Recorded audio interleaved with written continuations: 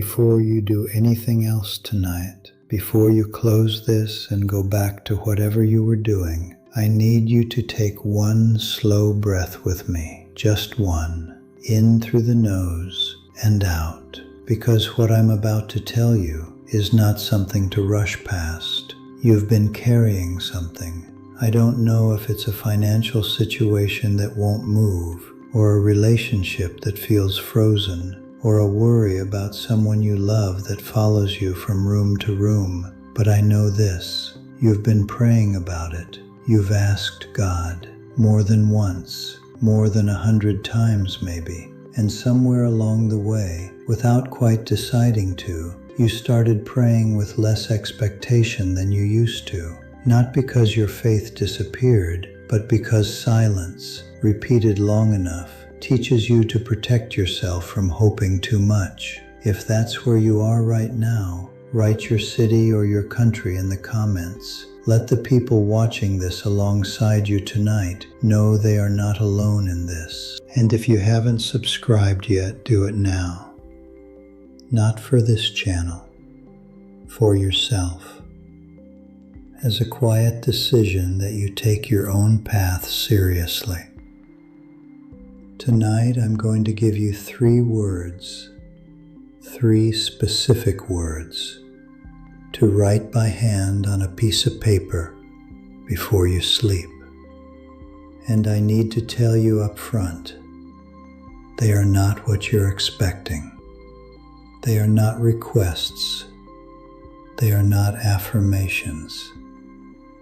And yet every major spiritual tradition on earth, from ancient Hebrew mysticism to early Christian monasticism to Eastern philosophy, arrived at these same 3 words independently across centuries. Stay with me, because the last word is the one that is going to surprise you the most. Here is what no one told you, and what may change everything once you hear it. The problem has never been the strength of your faith. The problem is the posture of it. Think about the way most people pray. There is a tightness in it, a negotiating quality, a barely concealed desperation that sounds like trust, but feels like a fist. And that fist, that internal clenching that happens when we bring our deepest needs to God, is the very thing blocking the answer. In the last 20 to 30 minutes before sleep, your brain enters a threshold state where the conscious mind begins to dissolve and the subconscious becomes extraordinarily open.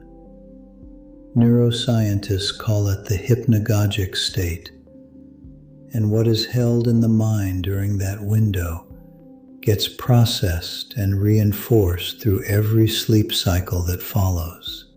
Most people spend that window running the loop, the problem, the fear, the thing that hasn't moved, the prayer that still feels unanswered.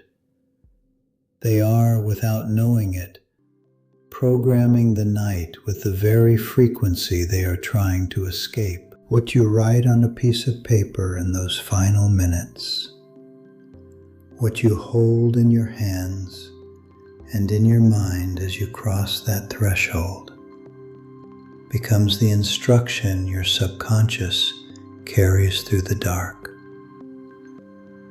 And most people have never been given the right words to write. There is a way through, not around the pain, through it. And it is simpler than you have been led to believe, which I know can itself feel suspicious when you have been searching for a long time. But simplicity is not the same as smallness. What I am about to give you is 3 words that function as keys not keys that unlock God, because God does not need to be unlocked, but keys that unlock you. Keys that shift the posture of your spirit from clenching to opening, from demanding to receiving, from a closed fist held out toward heaven to open palms resting in the dark. One word for each movement, written by hand, on paper, in the silence before sleep. That is the complete practice. And by the time I explain the third word, you will understand why something this simple has the power to do what years of more complicated effort has not. The first word is surrender. I know what just happened in you when I said it. A slight resistance, maybe even a quiet refusal, because you were raised in a world that taught you that surrendering means losing. But the mystics knew something that culture forgot. A closed fist cannot receive anything. In Christian mysticism, the concept of kenosis, the Greek word for emptying, describes the posture of a soul that has made room for God to act. And Meister Eckhart wrote that God cannot pour into a vessel that is already full. In Taoism, in Buddhism, in the oldest Hebrew texts, different languages, different centuries, the same discovery. When you write the word surrender tonight, write it slowly and let your exhale last the entire duration of the pen moving across the paper. Because that breath is not decoration, it is the practice itself. It is your nervous system receiving the instruction to release the threat response and open. Surrendering without the second word, though, is like walking through a door into a dark room. And I'll tell you why in a moment. The second word is trust, not hope. Trust. Hope says maybe. Trust says already. Hebrews 11:1 does not say faith is wishing for things not seen. It says faith is the evidence of things not seen, the prior certainty that the movement has already begun, even before it is visible to you. Think of doubt as static on a radio frequency. The signal never stopped broadcasting, but static makes it unreachable. Trust is the act of tuning the dial until the signal is clear again. When you write the word trust on the second line, think of one specific thing, just one, and write the word as an act of releasing that one thing to something larger than your own understanding. If this is landing for you, if you feel something shifting, make sure you are subscribed and that the notification bell is on, because every teaching I share is a next step on this path, and missing one is like missing a piece of the map. Now, there was a woman who prayed every night for 10 years for a door to open, a financial situation, a health matter, a reconciliation she had nearly stopped believing possible. She was faithful. She did not quit. And yet the door did not move. One evening, an older woman in her community, the kind of woman whose few words tend to stay with you, took her hands and looked at them.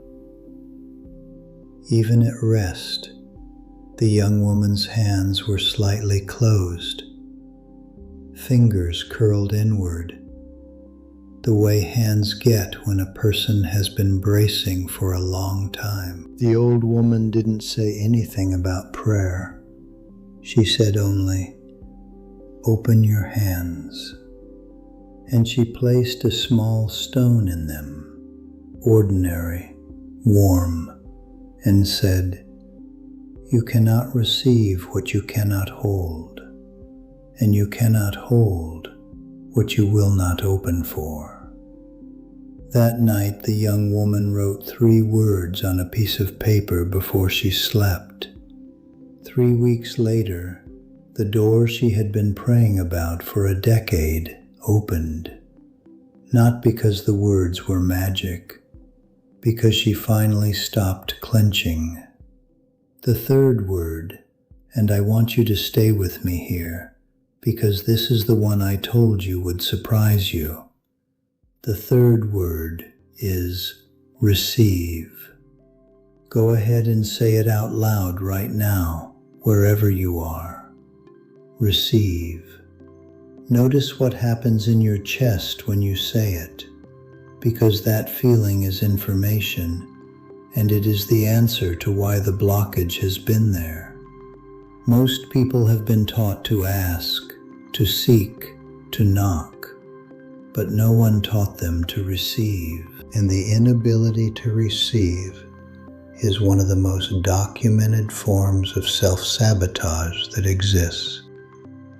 Because a subconscious mind that believes it is unworthy of good outcomes will quietly, efficiently arrange circumstances that confirm exactly that belief.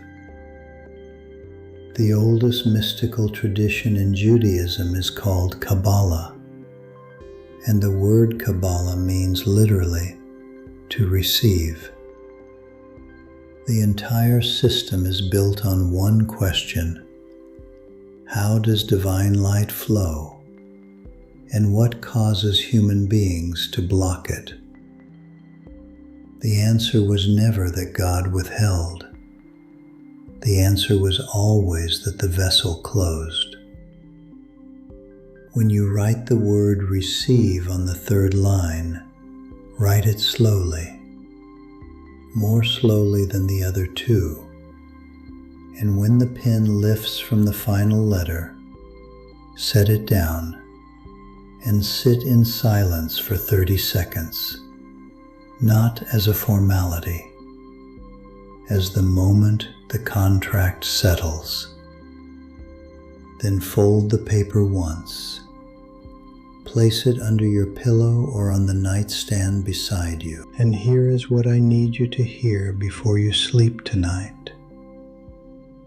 You have been waiting for God to move, but God has been waiting for you to open. Write in the comments right now, aberto. It means open. Open to what is already in motion. Let that word be your first act of the practice, because typing it is not nothing. It is the beginning of turning your palms up. There is one thing that will quietly undo everything, and I would be failing you if I didn't name it directly. You can write the words tonight, fold the paper, place it under your pillow, and then lie in the dark and wait for a sign. Watch for proof.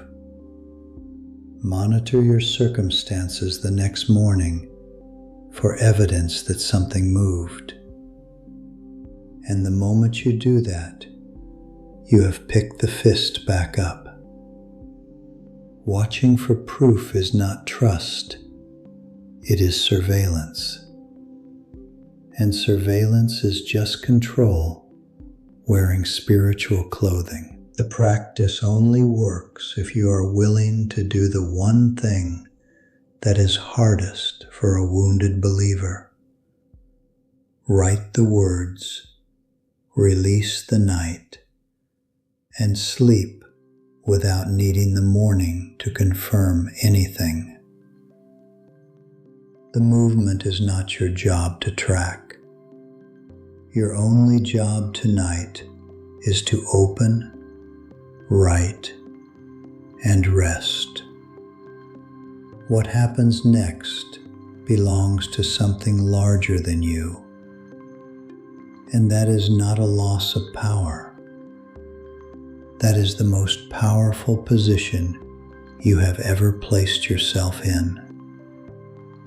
You came into this video carrying something, and you are leaving it with something you did not have before. Not information, but a posture. 3 words that are not prayers addressed to God, but adjustments made within yourself. 3 movements of the Spirit that create the conditions for what you have been asking for to finally land. Tonight the ritual is simple. Paper, pen, silence. 3 words, 30 seconds of stillness, and sleep. That is all. And right now, before you close this, think of one person you know who goes to sleep at night with that same ache. Someone who prays and waits and quietly wonders if anyone is listening. Someone who needs to know that the blockage is not their fault and that it can be released tonight with something as humble as ink on paper. Send them this video. Don't think too long about it. Just send it. You may be the answer to a prayer they said this morning without knowing it. Before you go, one last thing. Go to the comments and write what I'm about to say. Write it as your declaration for tonight, as the signature of something new. Are you ready? Write this.